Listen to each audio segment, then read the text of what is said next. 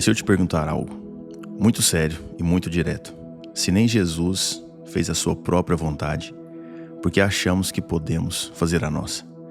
Conversando com um amigo um dia desses, eu cheguei a essa conclusão que feliz é aquele que entendeu que a vida é sobre nem sempre alcançar tudo que se planeja e mesmo assim permanecer em Cristo. E a mensagem de hoje é mais uma daquelas que pode mudar o curso da nossa vida. Não por mim, mas pelo que Deus tem para ministrar aí no seu coração.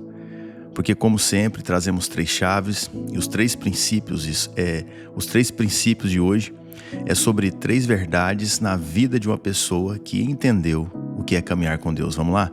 Ei, desperta, eu sou Dolfo Camilo aqui com mais uma mensagem do Reino de Deus para você que decidiu despertar e caminhar em direção a um relacionamento simples, profundo e direto com Deus, amém? E o tema da mensagem de hoje é livres de nós mesmos. Livres de nós mesmos. A primeira chave que eu quero deixar no seu coração é: a sua vontade é a menos importante. A sua vontade é a menos importante.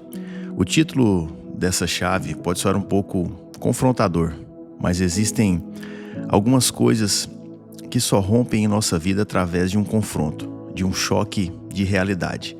E a Bíblia é cheia desses choques de realidade. Filipenses 2, capítulo 2, versos 5 a 8 diz: tenham entre vocês o mesmo modo de pensar de Cristo Jesus, que mesmo existindo na forma de Deus, não considerou o ser igual a Deus algo que deveria ser retido a qualquer custo. Pelo contrário, ele se esvaziou, assumindo a forma de servo, tornando-se semelhante aos seres humanos, e reconhecido em figura humana, ele se humilhou, tornando-se obediente até a morte e morte de cruz. Qual é o modo de pensar que temos que ter de Jesus? O de se esvaziar de nós mesmos, de nos livrar de nós mesmos dia após dia. Entenda algo: Jesus é Deus e é Deus em poder, em sabedoria, em majestade. Mas existe algo que ele não considerou ser igual a Deus: a vontade.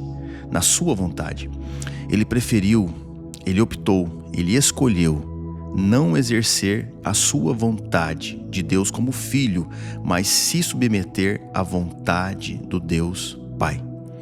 E nos versos que lemos, narra de forma clara e objetiva a sua trajetória, sucinta, muito resumida, sabe, mais a sua trajetória desde a sua divindade no céu até a sua morte aqui na terra como homem.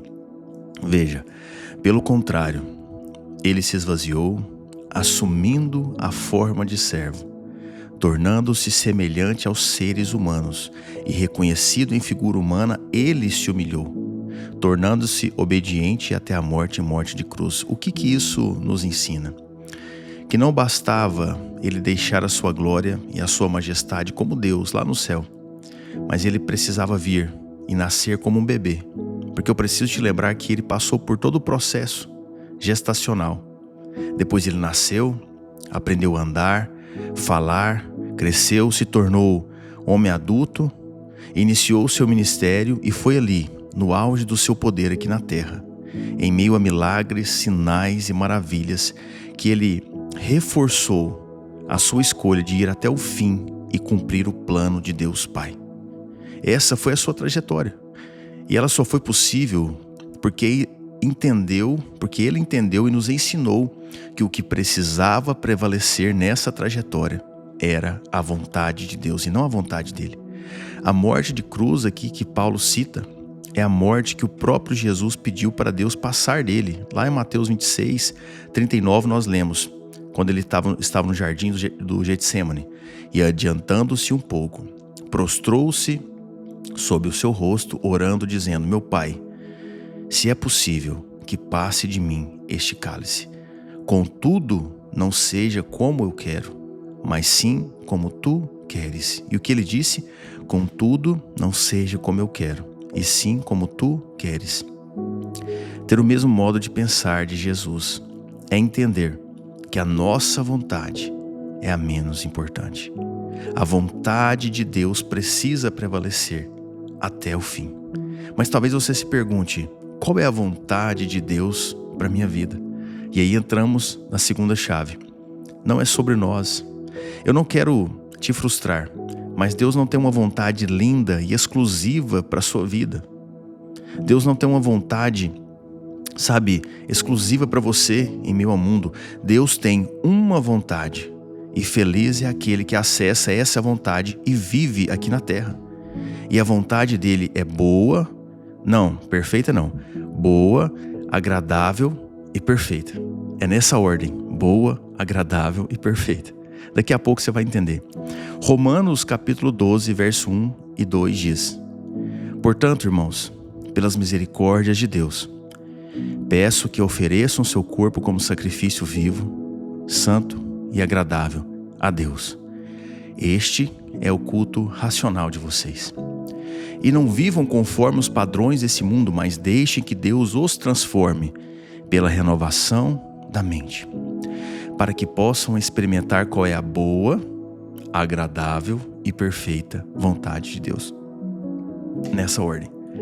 Vejam, haviam diversos tipos de sacrifício no Antigo Testamento. Alguns para se obter perdão, outros para se livrar da culpa, se purificar, alguns sacrifícios de gratidão.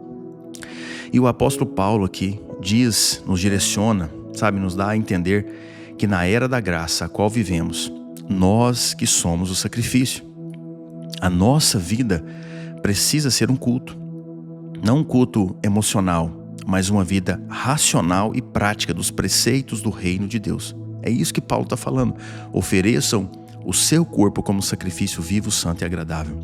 E seguindo o fluxo do primeiro parágrafo de Romanos 12, para obtermos a promessa desse capítulo, que é experimentar a boa, agradável e perfeita, nós precisamos permitir que Deus renove a nossa mente, para que possamos entender que vida é essa que Deus está nos propondo. Para você entender a vontade de Deus, você precisa se permitir que a sua mente seja renovada. E a vontade e a vida que Deus está propondo é oferecer o corpo como sacrifício vivo, santo e agradável, que é levar uma vida onde você já morreu para as coisas deste mundo, em um processo de santificação e de forma pura e de forma simples. Uma vida onde você morreu para as suas vontades, para os seus desejos, para as suas vaidades e decidiu se relacionar com Ele através do relacionamento que pregamos aqui todo dia. Quem está aqui há mais tempo já entendeu. Um relacionamento simples, profundo e direto com Deus. Este é o seu culto racional. É o sacrifício vivo, santo e agradável que Deus deseja. E é só assim que você consegue experimentar a boa, agradável e perfeita vontade de Deus. Ela é primeiro boa, depois ela é agradável e depois perfeita. É um processo, é gradativo. Lembra que estamos falando de Jesus? Pela trajetória que ele teve, que ele passou, foi assim até na vida de Jesus. A boa vontade de Deus para Jesus foi quando ele nasceu. A agradável vontade de Deus para Jesus foi quando ele estava ensinando os mestres da lei no templo, quando foi esquecido pelos seus pais. E a perfeita vontade de Deus para Jesus foi quando ele morreu na cruz, pois esse era o plano. Porque não é sobre nós, é sobre Ele. Mas ainda falta algo que muita gente não entendeu e que na verdade é a base da caminhada cristã. Terceira e última chave: Deus deseja ser buscado. Deus deseja ser buscado. Mas isso não quer dizer que sempre será encontrado. Existe uma diferença. Ele deseja ser buscado, mas isso não quer dizer que sempre será encontrado. Quando você vive uma vida livre de você mesmo, você precisa buscar Deus. Atos 17, verso 26 ao 27. Atos capítulo 17, verso 26 ao 27. Medita aí depois na sua casa. De um só homem, Deus fez todas as nações para habitarem sobre a face da terra, havendo fixado os tempos previamente estabelecidos e os limites da sua habitação, para buscar em Deus, olha só, de um só homem Deus fez todas as nações para buscarem Deus. Se, porventura, tateando, o possam achar, ainda que não esteja longe de cada um de nós. Entenda algo. O propósito universal, de Deus para todos, é que os homens possam e consigam e façam uma vida de busca a Ele. Não necessariamente de encontro com Ele. O nosso propósito universal é buscar Deus, não necessariamente encontrar, porque haverá dias que não iremos escutá-lo. Haverá dias sem respostas. Haverá dias de angústia, dias de processos íngremes e solitários, dolorosos. É como procurar algo no escuro. A Bíblia fala que para buscarem Deus, se porventura tateando, o possam achar, É como procurar algo no escuro.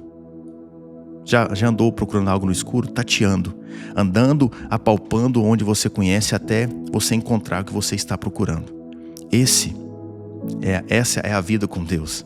E o segredo está em buscar. Porque na medida que buscamos Ele, nos tornamos mais parecidos com Ele. Eu não sei qual é a sua percepção sobre andar com Deus, como te ensinaram, mas a verdade é que tem muita gente que se frustra quando não alcança algo. Principalmente com Deus. Mas tem gente que se frustra, por quê? Porque não tem sucesso naquilo que planejou, naquilo que projetou.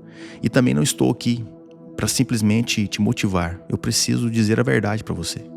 Você tem que encarar logo essa dura realidade da vida, que é: a vida vai bater forte várias vezes. Alguns sonhos terão que ser adiados, outros cancelados.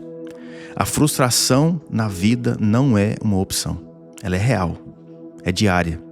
Mas você não pode condicionar a sua vida com Deus a realizações terrenas, ao sucesso da terra. Já falamos aqui, a nossa vontade é a que menos importa. A vontade de Deus é, na verdade, um processo a ser seguido. A vontade de Deus é um processo a ser seguido. E um processo que tem mais a ver com Deus do que com nós mesmos. E por último, para se ter uma vida que agrada a Deus, precisamos continuar buscando, mesmo sem encontrá-lo. Todos os dias. Mesmo frustrados, abatidos, derrotados, descontentes. O nosso papel é voltar no outro dia. É orar de novo. É ler a Bíblia de novo. É escutar uma mensagem de novo. E amanhã de novo. Talvez ele não vai falar. Talvez essa mensagem não falou com você, mas talvez amanhã ele fale. E talvez você esteja pensando que não é bem assim. E que Deus vai realizar, que Deus vai fazer, porque um profeta te falou. Amém. Glória a Deus. A fé é individual. Eu só prefiro ver Deus além dos meus próprios desejos e dos meus próprios sonhos pessoais. Sabe por quê? Porque a Bíblia me mostra isso. Davi viveu isso. Ele quis construir o templo, Deus não deixou. Moisés viveu isso. Ele quis entrar na terra prometida e Deus disse não. Hebreus 11 fala sobre os heróis da fé. E fala que alguns heróis da fé morreram sem obter a promessa. Depois que você medita na sua casa. E essa é a beleza do Evangelho. Aprender sem entender. Permanecer sem alcançar. Acreditar sem enxergar. Porque o que realmente importa não é morrer sem a promessa, mas viver na presença. O que importa não é morrer sem a promessa, mas viver na presença. Talvez algumas coisas não serão alcançadas aqui, mas serão registradas na sua vida, como uma vida de fé que verdadeiramente agradou a Deus. Quero orar por você, pela sua casa. Se você puder, feche seus olhos. Pai, em nome de Jesus, obrigado pela tua presença, pela tua graça, pela tua bondade. Eu intercedo por essa pessoa que me escuta, para que o Senhor entre, Pai, no coração dela e traga força, graça, sabedoria e discernimento. Que hoje seja um dia de paz, de boas notícias e de respostas do céu.